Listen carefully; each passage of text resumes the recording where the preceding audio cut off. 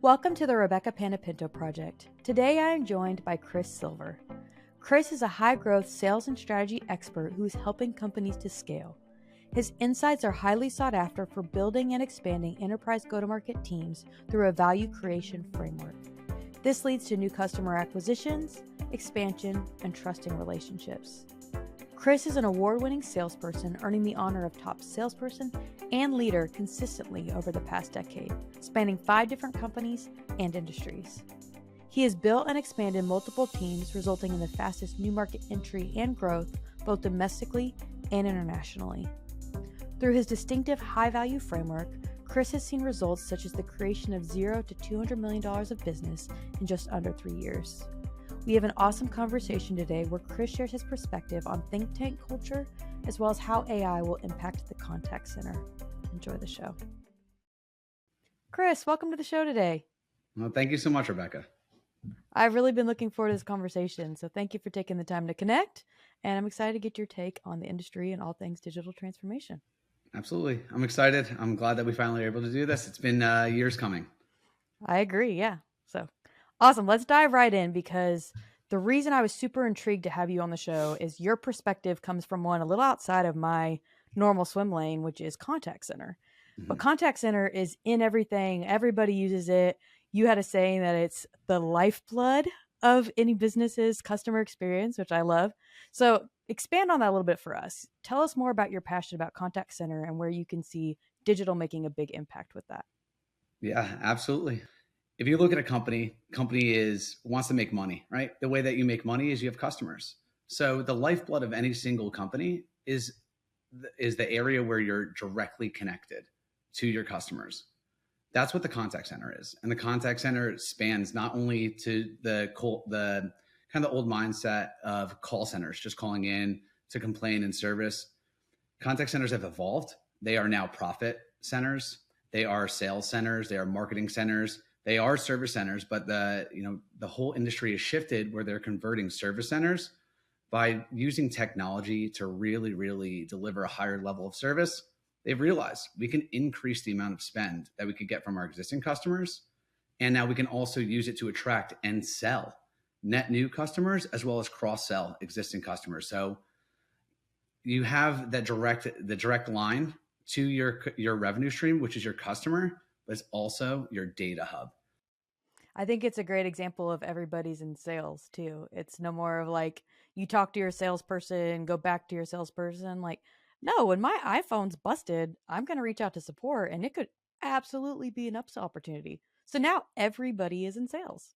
And to be in sales, you have to understand sales. You have to understand psychology. You have to understand buying.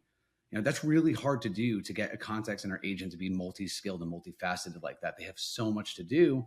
So now you're seeing a lot of these AI technologies like agent assistances and intelligent and interactive virtual agents come into the contact center to help to augment these agents to be able to have the conversation with the customer and guide them on some of the areas that could be weaknesses, reducing the amount they need to train them. So it's making them really effective. And you're seeing a lot of those impacts affect in a positive way the top and bottom lines. I like your thought too, though, around helping people sell themselves too. Like my initial thought was people buying on TikTok, people buying on Instagram. And like, I very rarely in my consumer interactions am talking to a salesperson. So I'm sure it's a generational thing, but do you see some people that really want their hand held and how you're able to deliver a certain experience for them versus, hey, just tell them where to click upgrade? Yeah. Companies today, when you're selling to people, it's really, really rare to have a product or a service that you provide where your entire customer base wants to sell themselves or wants to be handheld, right? How do we service them from the way that they prefer to interact with us? And it's a giant social experiment right now, globally. Oh, yeah.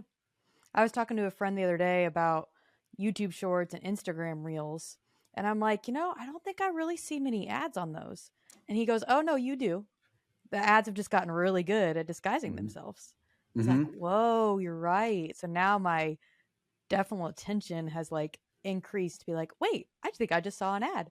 And it's this subtle, trying to meet me where I'm at. They know I'm scrolling these silly reels and these YouTube shorts. And so they're just going to slide in something for liquid death, which I'm an aggressive purchaser of. And I'm like, oh, wow, they did just market to me, but it was entertainment. It maybe had an influencer tied to it, which they actually did. The grandma that plays drums was their most recent. So hitting everything that I'm intrigued by. I was like, wow, they are still advertising to me, but it doesn't feel forced. It doesn't feel like it's a salesperson saying, hey, you ready to order your liquid death again for the month? Because that would turn me off. I'd be like, I'm done. I'm out. But yeah, if you can actually meet people, like you said, where they are, what they like doing, and then at the same time, when they have that really good, intrigued, invested focus on what they're looking at, and they're in that mental state, and then drop in something that you believe would be something that they're interested in a way that's visually appealing to them, people are going to buy things in ways that they've never bought before. Oh, and they'll sell for you too. I mean, Exactly. I send countless reels to friends that I think are funny or whatever. Right. But if there's some message in there too, and like it's liquid death, for example, that exposure just happened between two friends accidentally. And I didn't get a commission, unfortunately. Yeah, So maybe down the road. absolutely. That's where affiliate marketing is really taking off right now. People are quitting their jobs to videotape themselves using products, and it's a full-time thing. And the consumer behavior and the buying habits are shifted to that. Yeah. Yeah. So there's a really good perspective I heard the other day too that I would love your take on, and it came from Neil Patel, who I'm a huge fan of, and it's basically relating to how AI can help increase like video content, Rethink content, all these different ways that you can scale yourself basically by using AI to help you with content. And his perspective was that's cool, that's great, but it's also going to magnify the people that are sharing crappy content and giving them more, garbage 10-point lists to share versus quality content. So there'll be a balance as time goes on of allowing AI to be introduced to these situations to make it better, but still keeping a human element attached to it. So I'm curious your perspective as you've been dabbling in AI yourself and trying to help that increase user experiences for folks. I think that the most exciting part about AI is not about the jobs that are going to be replaced by AI. It's going to be the jobs that will be created, because the sheer amount of support and training, especially with these technologies that deal with humans, with empathy and having that understand, that's something that is going to be really, really hard to replace. So that's where the market is shifting. That's what I'm really excited for. Is I don't think the future boom is AI. I think that's here. I think the future boom is the companies that are built to support these technologies. So it's great that they're coming out with them. I think that there's a lot of people throwing a lot of stuff at the wall to see what sticks. But I think that the augmentation of humans is really where this needs to focus. I like that perspective, and it actually makes me think that somebody's perspective and take on AI actually tells you a lot about that person, because some people are like, oh, yay, ChatGPT can just write my LinkedIn posts every day. And I'm like, oh, they can, but I'll beat you every day because your posts are going to be garbage if it's not human and if it's not relevant to your audience. So it's like, and Neil Patel had a great example and opinion of this as well in this episode I listened to, of like, it's the people that are going to figure out how to leverage it, but take it to the next level, who are going to have like increasing success, increasing influence. And then it's going to weed out more and more people who just think they can be lazy with AI, and AI is going to do their job for them. It tells you a lot about a person on how they see it too. Like, cool, these are tools to make me better.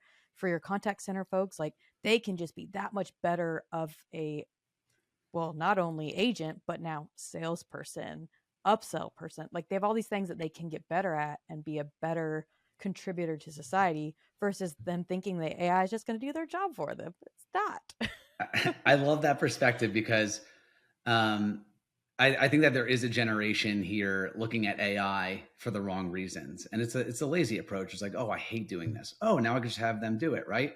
The whole point of these posts on LinkedIn and social media is so people understand more about you and your perspective, by really offloading and outsourcing who you are to an AI engine is not going to do much.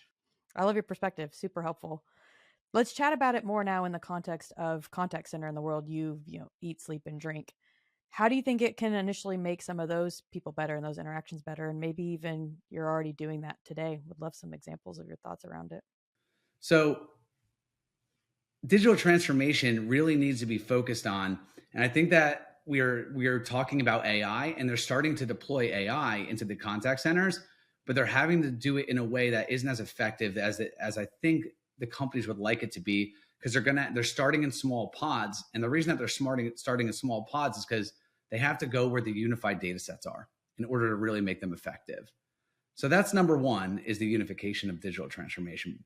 That's good. I'm just curious, in a normal course of business, when you talk to a customer, Mm-hmm. how many ununified scenarios are there already? Is it manageable or is it hundreds? When you say that, you mean how many customers do I speak with that actually are in that situation? Yeah, well, that could even do a pilot based on, having control of their systems. I would think it's zero at this point. Zero that you can do pilots with? Yeah, or like that have something ready unified that you don't have to do groundwork with. Yeah, so very few of them do.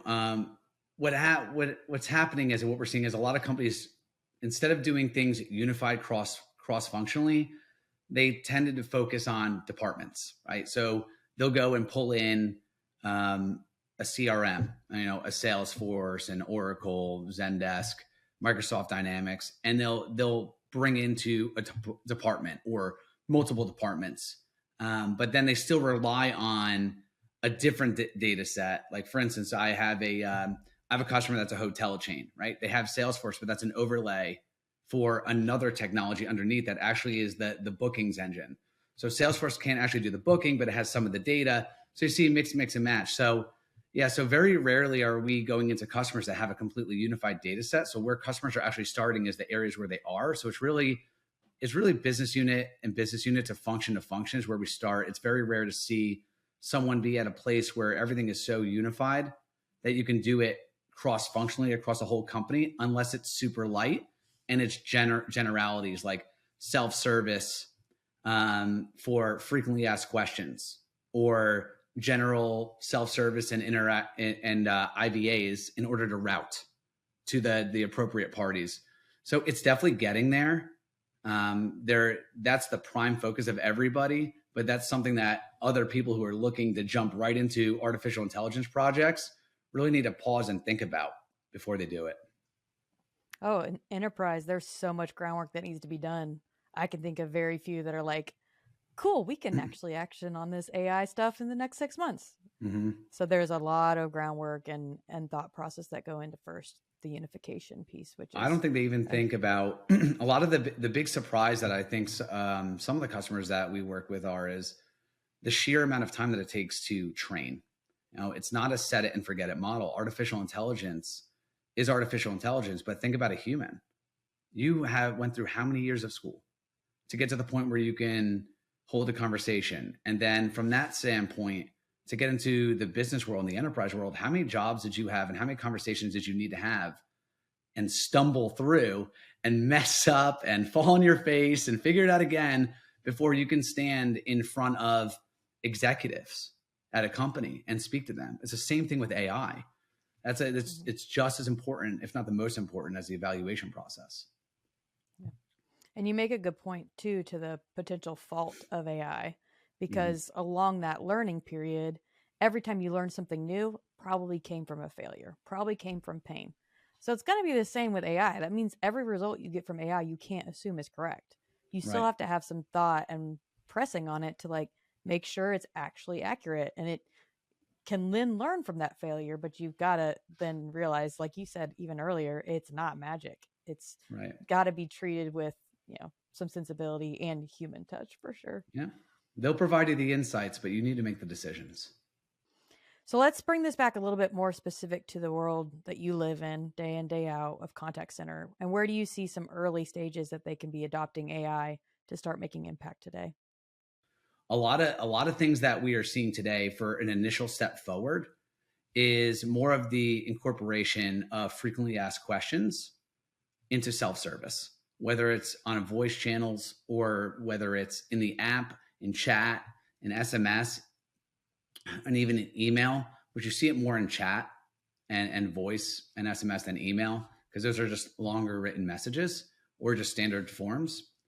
And what they're doing is they're trying to figure out, okay, we need to prioritize the amount of calls and the reasons for all the calls that we have. And what are the calls that, take the longest, and then take a look at those and figure out, of those calls, which of them are things that should be able to be handled that are self-service, that where if we provided the right information in the right mode of communication in the right channel with the right options, it can actually be a seamless and quick experience instead of having to sit and listen to lists and then get it to an agent because no one wants to sit and wait and hold throughout all that. So that's really where we're seeing the initial jolt into the contact center, is the applications of self-service, where we can automate a lot of the low transaction, low value types of interactions. From there, we are seeing the second area where a lot of customers are focusing on, and that's agent assistances. They're essentially taking the quality management solutions, which is, coaching, providing training and insights that typically used to be done historically after the fact and batched out and sent at the end of the day, end of the week, and done in reviews with the agents of how to get better. They're now turning that into real-time coaching. So you don't need to stumble and fall and fail and learn with real life customers. The AI engines are there to augment you and help you make decisions and convert a lot of these transactions or a lot of these calls that would typically need to bounce around from escalation to escalation, from group to group. Now a single agent can handle that because you have the AI engine guiding them of what they needed to do, even if they weren't trained on that, and then can automate tasks in the back and in the system, knowing where the conversation is going, and do a lot of the after call work and a lot of the note taking and next steps and scheduling that would typically be done by an agent. That agent can now focus on that next interaction and providing a higher level of service instead of spending, anywhere from 10 to 40% of their interaction in administrative work, just documenting what happened. So that's where we're seeing the two big areas in the contact center today. And what's coming from that is the insights, all the data. I keep saying data is important. All the reporting coming back and giving to you in real time and in historical, the trends of what's going on and where and what insights you need to know that are trending. So if you need to make different decisions, routing decisions, add certain other areas to self-service modules or frequently asked questions that you didn't think of, they can help do that today. And the value of it really is, real time. You could do it in much quicker instances that typically you would look for trends over months. Now you can look for trends over hours. The thing that comes to mind too in that example is the increase I'm sure there is to job satisfaction. Like, you just took a role that was very monotonous, note-taking, administrative, and you're letting these people just now solve problems and have happy customers. That could only make the job better. These technologies are helping, like you're saying. These agents feel good about what they're doing, not feel inferior because they didn't have time to go through all these trainings and feeling like they're left behind. These trainings are being delivered to them ahead of time and in real time to catch them as a safety net. And I think it's really giving them, that sense of relief. It's like, I know I have a supervisor here, but I have an artificial intelligence engine sitting next to me, riding shotgun, telling me what to do. So I don't need to stop the conversation that could be heading in a poor direction and get a supervisor where now I just elevated the frustration of that caller no matter what I do. So yeah, it's definitely improving the quality of life from a work-life balance. So we've been showing off that you're pretty technical and you're a pretty detailed guy, but the truth is you're a sales guy, through and through. It's been my engineers would laugh to hear you say that. Hey, I mean, you've been showing it off for a little bit. You actually know what AI is about. But I want to get your perspective now from a sales point of view. You've had this whole think tank culture that you've been building and how you've been leading sales teams. Share some of your insights and perspective on how you're really going about energizing folks and focusing on the forefront of sales with what you guys are doing. So think tank culture for me is really big, making sure that the entire team is invested in creating our initiatives. We co-present with one another. I don't do one-on-ones and team calls where we do forecasting, right? They're workshops. And that's what it is. And we are all trying to get each other better for what we are doing today and what we will be doing tomorrow. And that is my big focus in leadership, is making sure that we have a think tank culture to keep everybody involved. Well, and you're helping dream for the team versus just being more reactive, which gets people way more engaged and committed to your success. Yeah. And you get people invested, right? Groups within companies that typically wouldn't be pulled into sales and just would be thought of as some supporting group that that only gets reached out to when there's a problem. They're now pulled to the forefront. And, it's important for them to realize how important they are. So by having that inclusiveness, I've seen tremendous change in just the overall initiatives of our company today, right? There's plenty of things that we have done where we've influenced products to be built in general or products to be built in different ways just by having this culture of let's figure this out together. And the more and more we are all cross-pollinated with what's going on the forefront with customers, helps us in the back end really figure out, is this the best strategy that we are on? Do we need to shift our path or create two different paths and have two different initiatives going?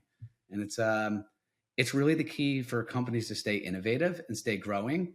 The companies that don't do this, who are closed off, who make decisions in a vacuum, who wait for sales kickoffs to tell everyone what they're doing, those are the ones that will start out of the cannon in the first half of the year great, and then it will kind of die off towards the back half of the year because they lose that energy and that momentum that they only get once a year. So I try to focus heavily on that energy and that excitement to be influenced year round for the teams. And it comes back to everyone's in sales. Everybody is in sales. And know it or not. If you don't want to be in sales, too bad, I'm pulling you in. Yeah.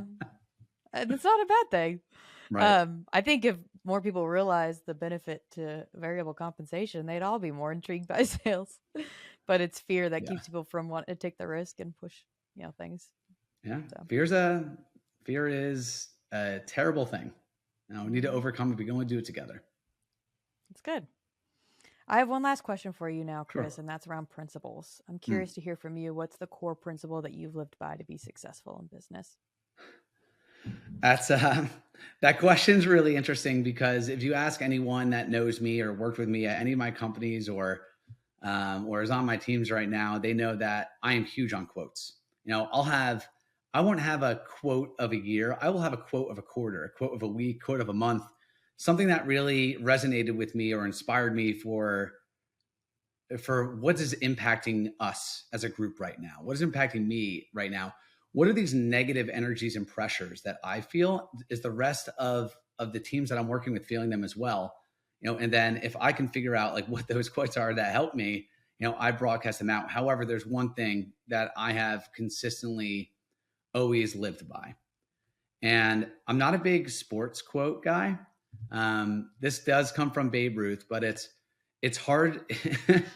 It's hard to beat a person who doesn't give up. And I find that is so important just for the character of who we are today. We talked a lot about AI and technology, and what do we constantly talk about? Like it all has to do with training. Well, when you train things, it's through trial and error. You train consistently and ongoing based upon essentially a technology failing somewhere, missing something. That's a failure. Realizing that, recalibrating, and figuring out how you can train or augment the way that phrases are pronounced to make it better. This is the same thing with all of us in our careers. Times get really, really tough. It's not only with work, it's also with family and personal lives, right? But if every time that we hit adversity, it became so overwhelming that you just gave up, you're never going to go through the process that you need to go through to become the next version of you. And what I always do is I think about that quote. It's actually on my wall over here. You can't see it, but I really think about it because, sales and every job in general, but sales specifically from my experience, I'll tell you something right now. Every 3 months, I'm going to have that pressure because that's quarter end. So at a minimum, you have the quarter end pressure. You also have monthly pressures and situational pressures. You've got to go through that adversity, so the more and more you can realize, embrace the process, embrace going through this, but make sure that if you are going to go through this and you're mentally strong enough to realize that this is going to be good coming out of it, take notes, get a journal, make sure that you notate every massive hurdle that caused you to want to give up and go through this journey but come back to that journal, come back to that note, and write specifically how you got through it, both functionally and emotionally. It's so important, and especially in this time. 2023, you have a lot of people, a lot of these gurus, influencers trying to sell their courses, and nothing against them. They're doing a great job. They're doing what they know. But the way to sell, you have pain and pleasure results. It's so much easier to get clicks, views on products or services that you're selling if you can create enough doom and gloom around it and put people in a scared state. The thing I want to say is, if you look at my principles, my mantra of, you really can't beat someone that doesn't give up. You're going to get better. You need to flip the script. 2023 is going to be the year of arguably the most opportunity there's ever been in the entire world. But if you're focusing on the economy, if you're focusing on what if you're focusing on that trending stock that you've been watching for 5 years, if you're focusing on living day to day on what Bitcoin and Ethereum are doing, well, I got to tell you, you're focusing on the areas that they're referring to that are going to have struggle years. Go find those opportunities. Be optimistic about it and embrace the hardship that you're going to face in adversity, because I promise you that opportunity will come out, will arise, you will find it, and you will be in a mental state to capitalize on it. I love it. I had a great friend and mentor that said, on a long enough timeline, you'll win. So it's staying with it. And as long as you stay with it.